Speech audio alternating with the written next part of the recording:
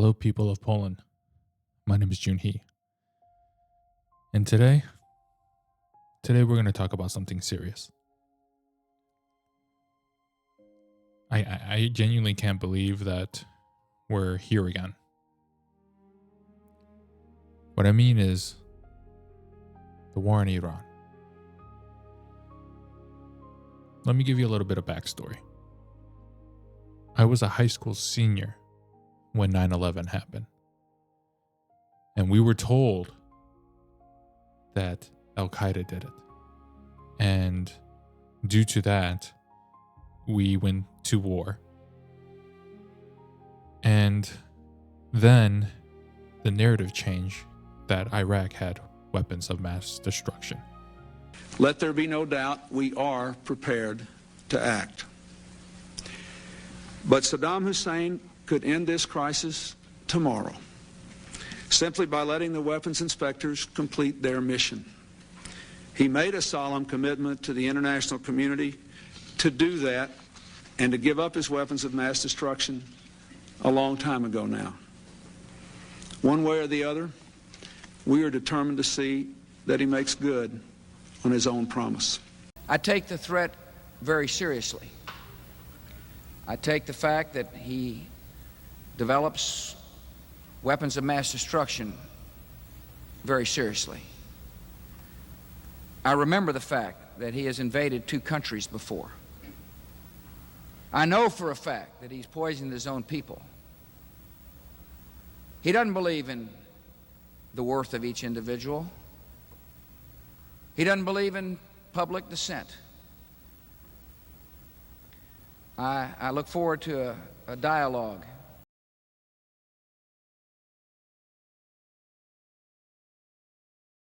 In 1991, Iraq had significant capability in the area of chemical weapons, biological weapons, nuclear weapons production capability, and long-range ballistic missile manufacturing capability. By 1998, the chemical weapons infrastructure had been completely dismantled or destroyed by UNSCOM or by Iraq in compliance with UNSCOM's mandate. The biological weapons program had been declared in its totality late in the game, but it was gone. All the major facilities eliminated. The nuclear weapons program, again, completely eliminated.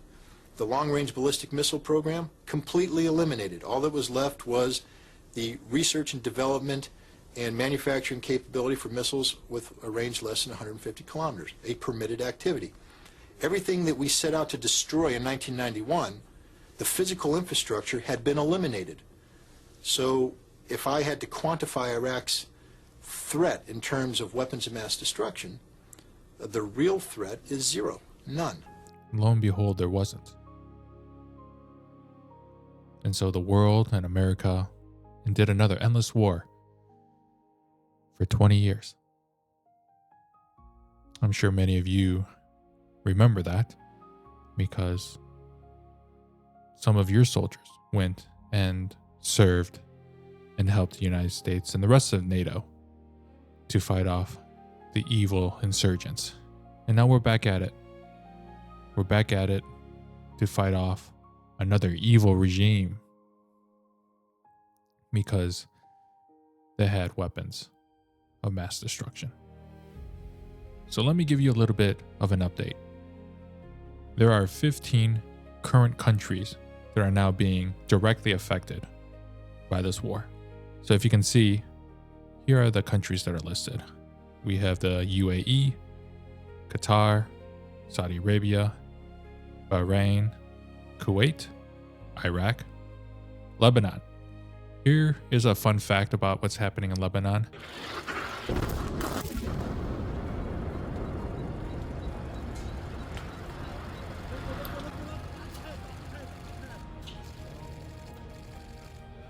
ضربة كانت قوية كتير، نحن طلعنا برات المبنى لتحت شوي وعم نتفرج.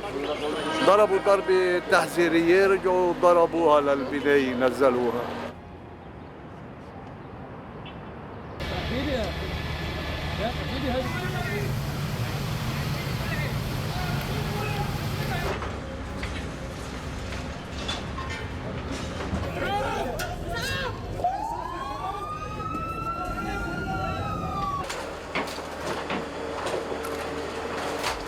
they are getting bombarded in Beirut, like absolutely devastated by all these bombs. And I will also mention Israel's also being bombed as well too, because the whole Iron Dome apparently isn't working. Not working well enough. Tens of thousands, if not hundreds of thousands of people, if not millions, trying to escape this. Families being devastated and children being unalived. We'll get to the children in a moment. But yeah, Lebanon, Beirut is just getting destroyed. You have Jordan, Oman, Cyprus. So we have our first EU country. We have Azerbaijan, Turkey. We're going to get to Turkey. Just give me one moment. And last but not least, Syria. Now, speaking of Turkey, I'm not sure if any of you caught this, but the former Prime Minister of Israel had this very interesting thing to say. A new Turkish threat is emerging. I want to be very clear. Turkey and Qatar have gained influence in Syria, are seeking influence elsewhere and everywhere throughout the region. And from here, I warn, Turkey is the new Iran. That's wild. Erdogan is sophisticated, dangerous, and he seeks to encircle Israel. And while some senior Israelis were on Qatar's payroll, Qatar and Turkey are nourishing the Islamic Brotherhood monster that is growing and eventually might become as dangerous as the one created by Iran. So we know who possibly one of Israel's next target might be. Another NATO country. This is insane. But another thing that's also equally insane is what happened with the first day, February 28th. It's the first day of the war. And you had 160 children, mostly girls, I hear, unalived.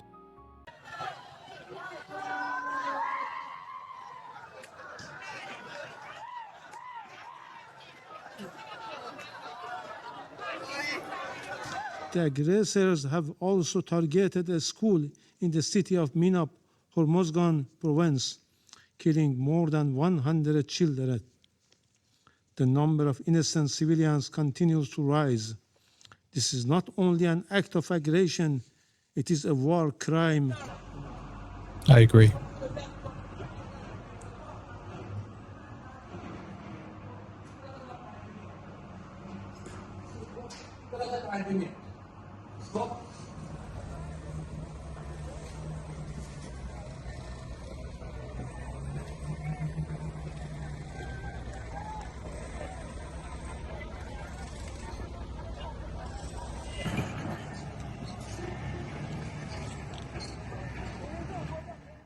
In the beginning, you were hearing mothers cry, literally crying their soul out.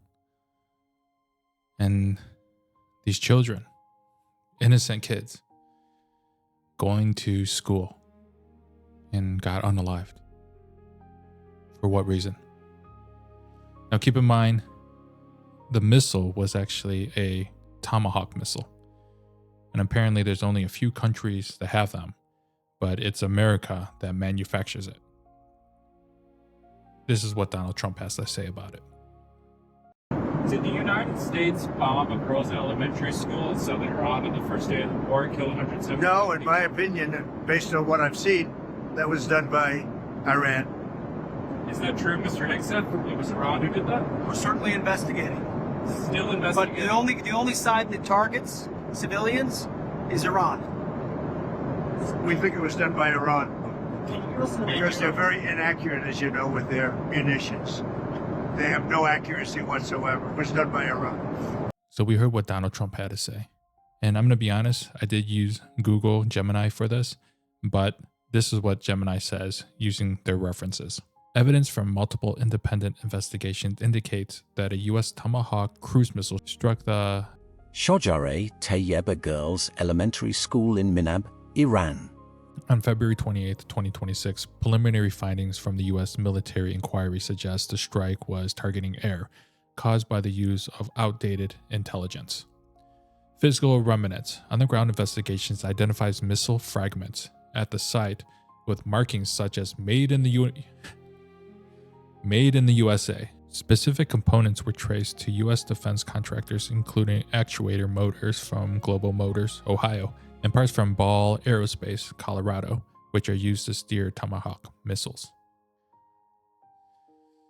I mean, seems pretty conclusive, but again, I am using Gemini as the source. But according to Donald Trump, Iran had it.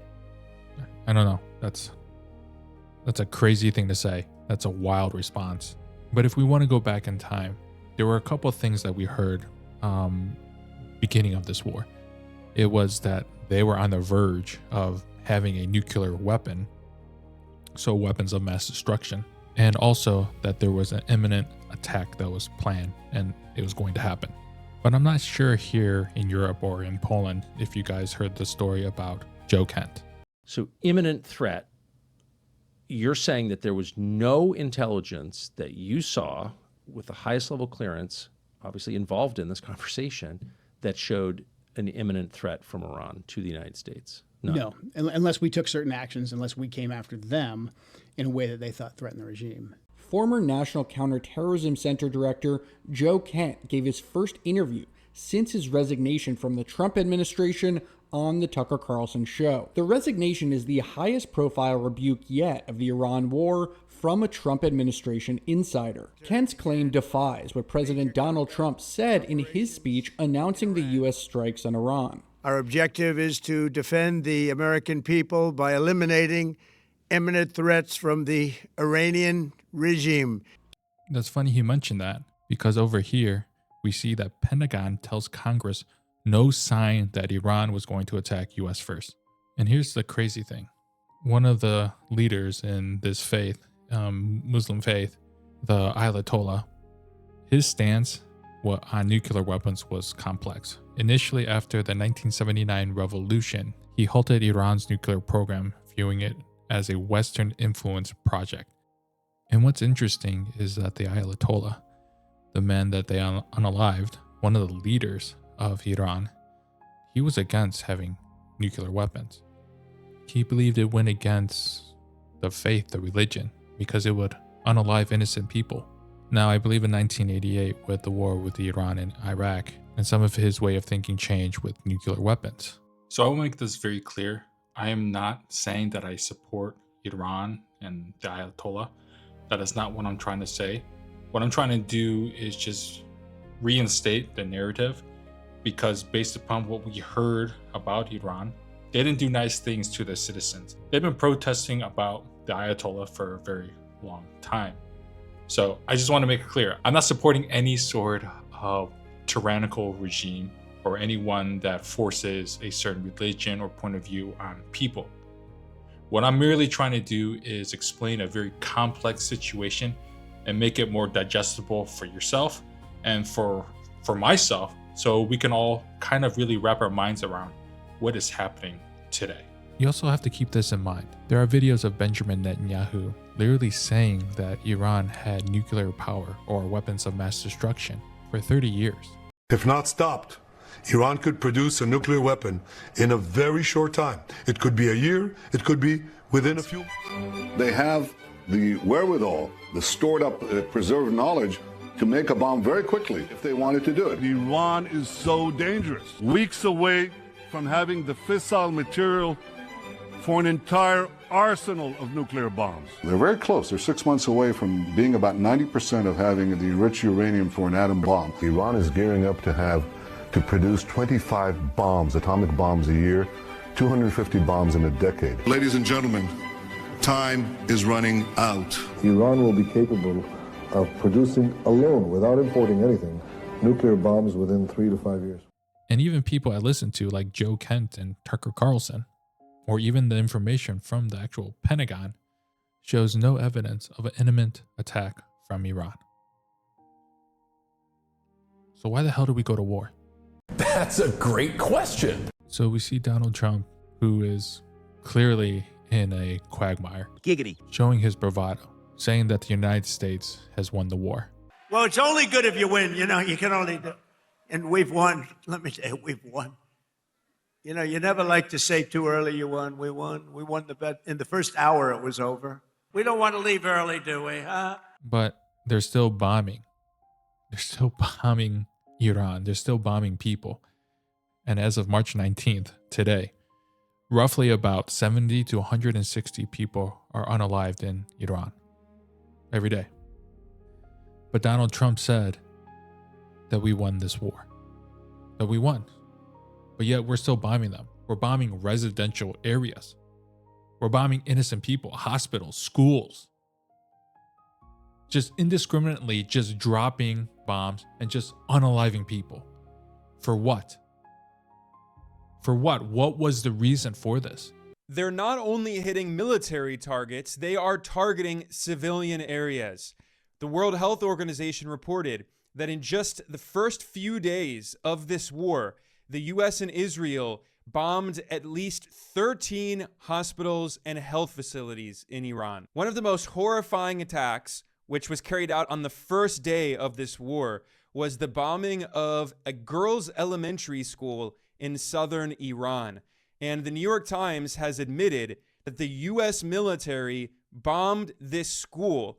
More than 170 Iranians lost their lives. The vast majority were children, and this was carried out by the US military. And this is not an isolated case by any means. The New York Times also reported that on the 5th of March, the US and Israel bombed 2 more schools in Iran. So that means they have bombed at least 3 Iranian schools in 5 days. And these are just the cases that we know about. The United Nations Education Agency, UNESCO, emphasized that these US attacks on schools in Iran constitute, quote, a grave violation of international law, end quote. And it goes without saying that this war is totally illegal. Experts on international law have emphasized that it violates international law and that the U.S. was engaged in negotiations in so-called peace talks with Tehran when the U.S. launched this illegal surprise war of aggression, sabotaging the negotiations. I also want to be fair and not talk about Israel, because I think Israeli people, a lot of them are not supporting of Bibi Netanyahu. A lot of them aren't supporting the Zionist movement. These people are also being bombed and bombarded with cluster bombs, with hospitals and residential areas being targeted and people being unalived, families being displaced. So this isn't just a war with Iran or what's happening in the Middle East. This is also affecting Israel and the Israeli people. And I believe it's very important that you have to separate people who are Jewish and then people who are Zionists. I think there's a fine line. If you want to talk against Zionism, then we can have that conversation because, as you can tell, I'm not for Zionism.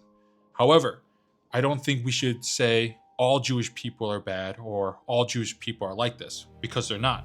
A lot of Jewish people are completely against this. They are calling out Israel or the Israeli government and saying maybe genocide in Palestine isn't a good thing. Maybe starting another war in Iran isn't a good thing. So I just want to be fair, and I don't want to come off as if I just want to shit on Israel, because I don't think it's fair to the people who are not supportive of this. And I think that's very crucial, because innocent people, families, they're also being destroyed by this war. And what's crazy is he recently said this. Donald Trump recently said that Iran, Karg Island oil export hub, he would just bomb it just for fun. That's what he said, that he wants to bomb just for fun. President Donald Trump said that Karg Island, the site of critical Iranian oil infrastructure, has been totally demolished by US bombing, as he claimed that Iran wanted to negotiate a ceasefire. During a call with NBC News on Saturday, Trump boasted that the US military totally demolished the island, adding that we may hit it a few more times just for fun. Who says that? What world leader would say, I want to just bomb a country for the hell of it, for fun? And why is that acceptable? Why is that okay? Why is the world sleeping on this? This is insane. This is absolute. This is sociopathic. This is demonic. This is satanic. This is pure evil. CENTCOM shared the news that 3 U.S. military service members have been killed in action. As one nation, we grieve for the true American patriots who have made the ultimate sacrifice for our nation, even as we continue the righteous mission for which they gave their lives. We pray for the full recovery of the wounded and send our immense love and eternal gratitude to the families of the fallen. And sadly, there will likely be more. Before it ends, that's the way it is. Likely be more, but we'll do everything possible. Can you say if you want Ukraine or Russia to win this war? I want everybody to stop dying. They're dying, Russians and Ukrainians. I want them to stop dying.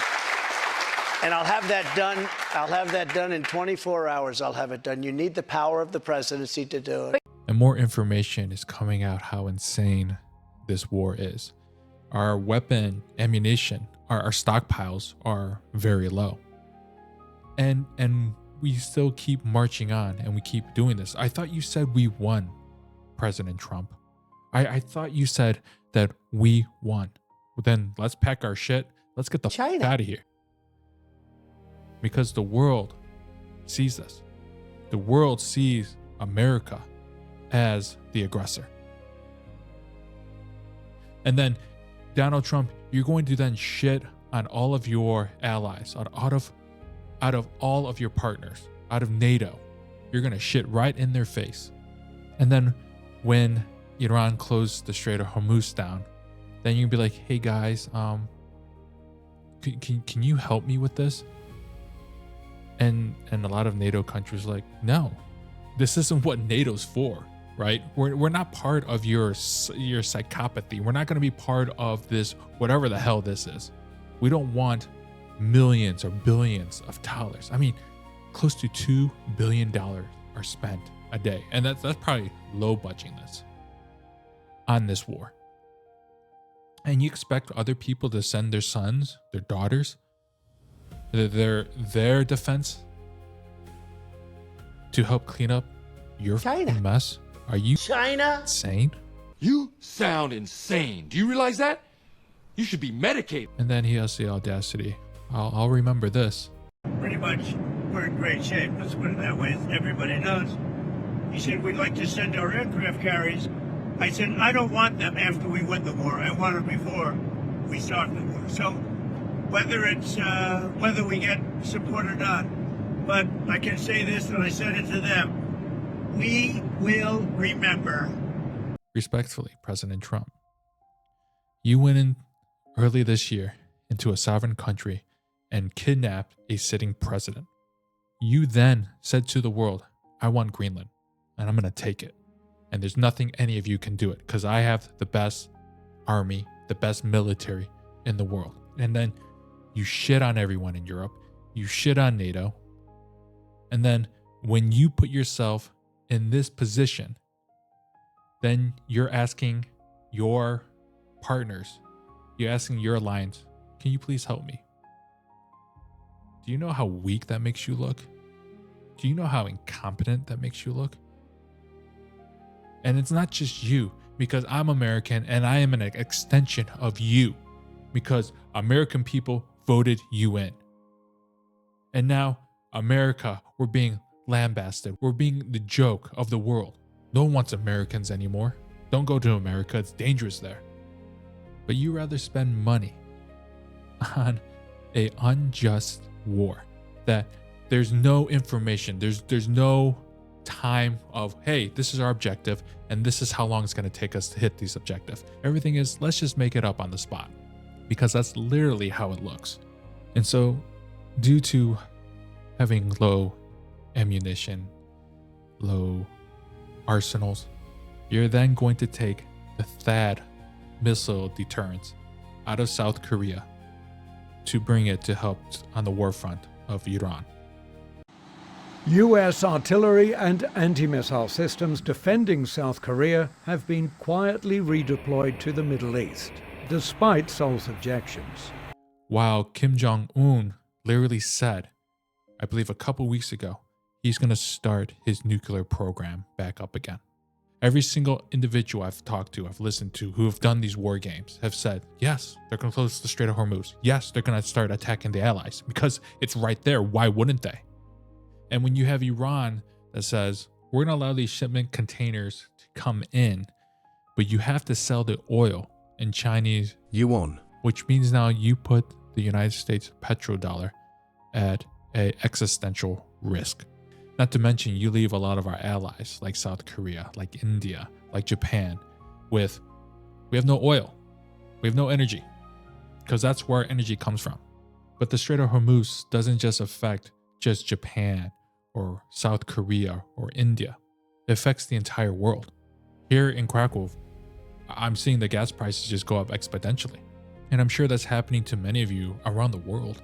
The pain at the pump is getting worse as gas prices ticked up again Wednesday to the highest level since September 2023. According to AAA, a gallon of regular gas now averages $3.84. That's a roughly 5-cent increase from Tuesday. 7 states have gas averaging more than $4 according to AAA, and it's topped $5 a gallon in California, Hawaii, and Washington.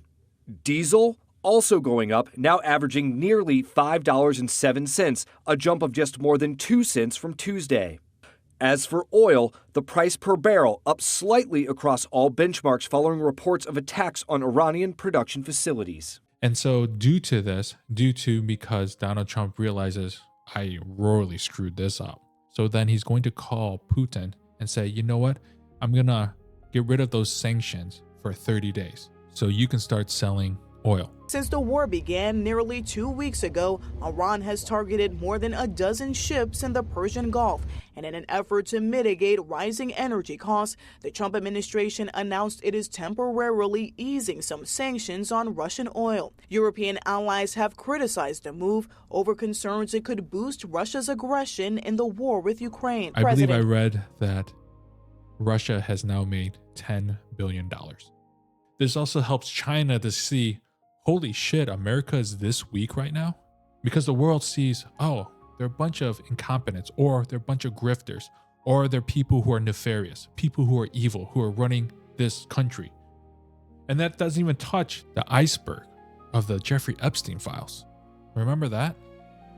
Yeah, that's still a thing.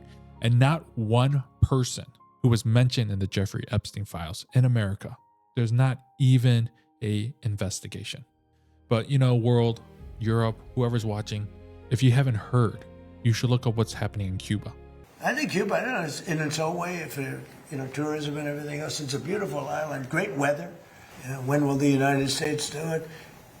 I do believe I'll be having the honor of taking Cuba. That'd be good. That's a big honor. Taking Cuba. Taking Cuba in some form, yeah. Taking Cuba. I mean, whether I free it, take it, I think I could do anything I want with it. You want to know the truth? They're a very weakened nation right now. They were for a long time. We understand what this oil embargo means and what it has always meant, what sanctions have always meant. This is regime change through starvation. That is what they're trying to do. And right now with the oil blockade, conditions are worse than they ever have been. So, as a Cuban, as someone living here, all of my family is here. It is absolutely outrageous to listen to, Donald Trump and the administration in the United States saying that they're trying to help Cuba. They're trying to liberate Cuba because they don't articulate the price that they're asking people to pay. Sure, they're saying that they want freedom, they want democracy, they talk about all of these good things that are going to bring to the Cuban people, but they should really articulate the means to get there. The means to get there is the Cuban people suffering, is the Cuban people dying. People are starving. America government is actually promoting this and actually is the one that's committing this catastrophe. So yeah, if you haven't, take a look what's happening in Cuba right now. People talk about World War III. Are we seeing the beginning of this? And some of you will argue against it, and some of you will argue for it. I'm just watching, and I'm just telling recapitulating what I'm hearing, what I'm seeing. But I'm not going to sit here and pretend that everything's going to be fine, because this is an absolute shit show. And sometimes we have to really take a look at life and take a look at what's happening and realize, holy shit, this is actually happening. Because Netflix, TikTok, YouTube, Instagram, this is not going to save us now. This fantasy, this matrix that we're all plugged into and pretending that this world is okay, that we're okay, because we're not. And people who think that this war is justified and that I trust Donald Trump, I don't want to make fun of you. I don't want to pick at you. I just beg you. You don't have to believe what I'm saying, but just look at the evidence. See, you may call it, well, that's fake news, or that's woke, or that's what they want to brainwash you with. Fine. I will give you that, and I will concede to that. But all I'm asking is, look at this. Look at what's happening. And ask yourself, is this okay? Is it okay that we're unaliving children at school and then blaming it on Iran? Is it okay that we unalived one of a religious leader, the Ayatollah, who was against nuclear weapons, and now the person who took over, his son, is like, well, China. I'm gung-ho now for nuclear weapons. They were at 60% of enrichment, and now they're going to be at 90%, which means they could possibly have a nuclear weapon. And then when they do make it, we're going to hear from the America, see, we told you. Because if you keep poking the bee's nest, eventually the bee's going to sting. And you can't blame the bee who stings you, because you're the one that's fighting with it. Stop gaslighting us. He ain't lying. The leaders we vote in is a reflection of who we are as people, as a culture. And when I read comments saying, well, this is what we voted for, I trust my president. Congratulations, Donald Trump. It's so easy for you to say that when you don't have China bombs dropping right next to you. When you don't have people that you love being unalived. How dare you think that your life is more precious than those people's lives? How dare the hypocrisy? You're going to call yourself a Christian. And speaking of that, they're literally bastardizing what the Bible's saying, right? Because you see that they're saying, well, Donald Trump was chosen to bring in Armageddon.